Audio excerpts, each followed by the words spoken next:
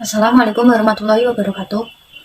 Kami dari kelompok 1 kelas 2 PSB jurusan Perbankan Syariah akan mempresentasikan tentang laporan praktikum PMBS 2 dengan menggunakan akad musyarakah.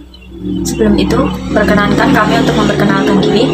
Saya Devi Anggira Hayu, NIM 402210051. Perkenalkan, saya dari kelompok 1, nama asal Sabila Firdaus, NIM 402210034, dari kelas Perbankan Syariah B.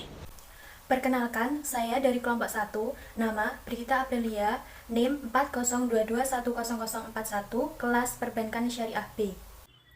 This presentation is beginning. Happy watching. Pembiayaan musyarakah.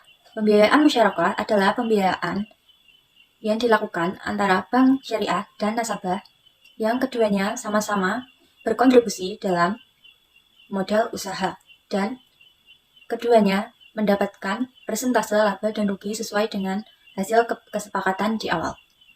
Pembiayaan musyarakah, bank syariah hanya berkontribusi modal, sedangkan nasabah berkontribusi modal dan juga kerja dalam usahanya. Kemudian, bank syariah akan memantau perkembangan usaha nasabah tersebut. Dasar hukum pembiayaan musyarakah. Yang pertama, Al-Quran. Musyarakah dalam Al-Quran disebutkan dalam surat Asy-Syad ayat 24, yang artinya, dari sesungguhnya, kebanyakan dari orang-orang yang berserikat itu sebagian mereka berbuat zalim kepada sebagian yang lain, kecuali orang-orang yang beriman dan mengerjakan amal baik yang soleh, dan amat sedikitlah mereka ini. Yang kedua, hadis. Musyarakah dalam al-hadis seperti yang diriwayatkan oleh Abu Daud dari Abu Hurairah, yaitu artinya Nabi Muhammad SAW bersabda, sesungguhnya Allah Subhanahu Wa Taala berfirman, Aku adalah yang ketiga pada dua orang yang bersekutu. Selama salah satu seorang dari keduanya tidak mengkhianati temannya, aku akan keluar dari persekutuan tersebut apabila salah seorang mengkhianatinya. Yang ketiga, ijma. Musyarakah menurut ijma ulama disebutkan oleh Ibnu Qudamah dalam kitabnya Al-Mughni, disebutkan kaum muslimin telah berkonsensus terhadap legitimasi musyarakah secara global walaupun terdapat perbedaan pendapat dalam beberapa elemen darinya. Akad musyarakah. Yang pertama, ijab qabul. Merupakan pernyataan para pihak yang secara jelas menunjukkan tujuan akad, penerimaan dan penawaran langsung saat kontrak, dan menuangkan akad dalam bentuk tertulis. Yang kedua, pihak-pihak yang berakad. Kriterianya cakap hukum, kompeten, memiliki dana dan pekerjaan, memiliki wewenang untuk mengolah aset mitranya, tidak diizinkan menginvestasikan dana untuk kepentingan pribadi, dan memiliki hak untuk mengatur aset musyarakah. Yang ketiga, objek akad. Objek akad terdiri dari modal dan kerja. Modal harus berupa uang tunai dan aset yang dapat dinilai dengan uang. Modal yang juga tidak boleh menjadi jaminan maupun dipinjamkan kepada pihak lain. Sedangkan objek kerja harus dilakukan atas nama pribadi maupun mitra masing-masing. Pekerjaan yang dilakukan tidak harus sama besar, namun pihak yang mengerjakan lebih banyak berhak mendapatkan tambahan keuntungan. Bagi hasil atau nisbah. Keuntungan yang diperoleh wajib dibagi untuk pihak bank syariah dan juga nasabah, sesuai dengan kesepakatan. Misalnya, pihak bank syariah menyetorkan dana senilai 2 juta dan nasabah menyetorkan nilai senilai 1 juta. Kemudian pembagian laba dibagi 60% untuk bank syariah dan 40% untuk nasabah. Kemudian syarat-syarat musyarakah. Yang pertama, perikatan dapat diwakilkan sesuai izin masing-masing pihak. Yang kedua, presentasi pembagian keuntungan diketahui oleh para pihak yang melangsungkan akad. Yang ketiga, keuntungan ditentukan dalam bentuk presentase, bukan dalam jumlah pasti. Pembiayaan musyarakah. Pertama, bank syariah akan mencari calon nasabah. Setelah mendapatkan calon nasabah, kemudian calon nasabah tersebut akan mengajukan formulir pembiayaan, di mana formulir tersebut akan dilengkapi data diri calon nasabah beserta tujuan dilakukannya pembiayaan, jumlah pembiayaan, berapa kali angsuran, dan juga lama angsuran. Setelah melengkapi formulir, kemudian bank syariah akan melakukan verifikasi data dan juga melakukan analisis 5C1S, yaitu 5C yang terdiri dari karakter dari nasabah, capacity atau kemampuan nasabah, capital atau besar modal yang diperlukan, condition atau keadaan usaha, collateral atau jaminan, dan syariah yang sesuai dengan DSN. Apabila calon nasabah telah memenuhi semua kriteria tersebut, maka akan ditentukan bank syariah akan meng-ACC atau tidaknya pembiayaan. Apabila di ACC, kemudian akan dilakukan pencairan dana. Melakukan pencairan dana, maka uang yang dimiliki nasabah akan dilakukan untuk usahanya. Kemudian bank syariah akan mengawasi kegiatan usaha dari nasabah.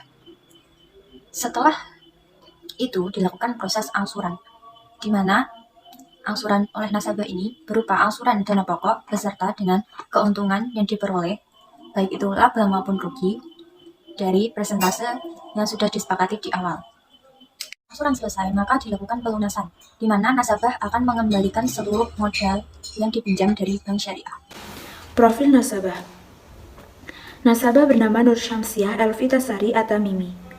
Beliau seorang ibu rumah tangga yang memulai bisnis spa message.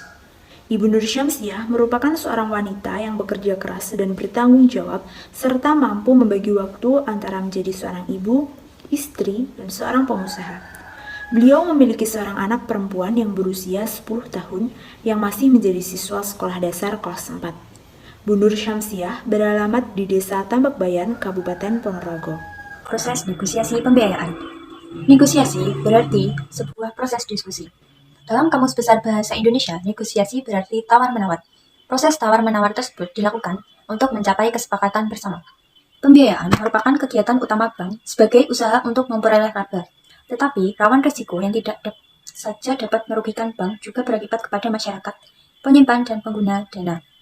Oleh karena itu, bank dan nasabah harus melakukan negosiasi terkait pembiayaan musyarakah seperti negosiasi presentasi pembagian keuntungan, laba dan rugi, negosiasi penentuan dan kapan lamanya angsuran, berapa kali angsuran, jumlah pembiayaan, dan untuk apa dilakukan pembiayaannya. Tujuan negosiasi penawaran yaitu sebagai prosedur pelaksanaan pembiayaan sebelum terbentuk kesepakatan.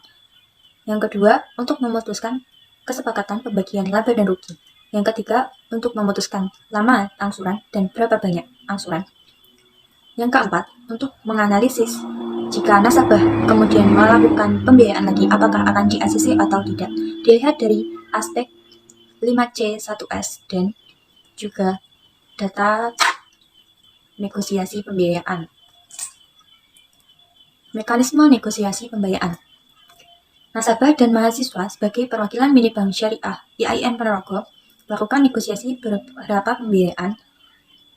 Untuk apa pembiayaan? Lama pembiayaan, banyak angsuran, berapa kali, presentase bagi hasil laba dan rugi, yang setelah itu mendapat kesepakatan, kemudian nasabah akan melengkapi data yang diperlukan untuk pengajuan pembiayaan. Kemudian setelah nasabah melengkapi data, bank syariah akan menyeleksi apakah form nasabah tersebut akan di ACC atau tidak. Dilihat dari analisis 5C1S serta data negosiasi berupa presentase pembagian laba hasil dan rugi. Teknik negosiasi pembiayaan dilakukan oleh mahasiswa sebagai perwakilan dari Lab Mini Bank Syariah IAIN Ponorogo dan calon nasabah dengan wawancara secara langsung. Pada rumusan masalah ini membahas bagaimana analisis terhadap mekanisme pembiayaan musyarakah pada laboratorium Mini Bank Syariah IAIN Ponorogo sesuai dengan prinsip Islam. Di mana pembiayaan musyarakah merupakan akad kerjasama yang terjadi antara pemilik dana dengan pihak bank untuk menggabungkan modal usaha untuk memulai mengembangkan sebuah usaha baru. Musyarakah merupakan akad dengan prinsip bagi hasil. Ketika terjadi laba, maka laba akan dibagi sesuai dengan nisbah pihak bank dan nasabah yang telah ditentukan. Namun, ketika mengalami kerugian, maka kerugian juga ditanggung bersama sesuai dengan kesepakatan. Pada rumusan masalah ini menggunakan prinsip Islam, yaitu prinsip kehati-hatian, agar nantinya terhindar dari pembiayaan yang bermasalah. Dan juga dalam operasinya, bank syariah tidak menerapkan adanya pemberian bunga bank atau riba, karena hal tersebut bertentangan dengan syariat Islam. Selain itu, juga menerapkan analisis 6C, analisis 7P, dan prinsip 3R. Analisis 6C yang di dalamnya menanamkan prinsip bank baru akan memberikan pembiayaan kepada nasabah setelah memperoleh keyakinan dari nasabah.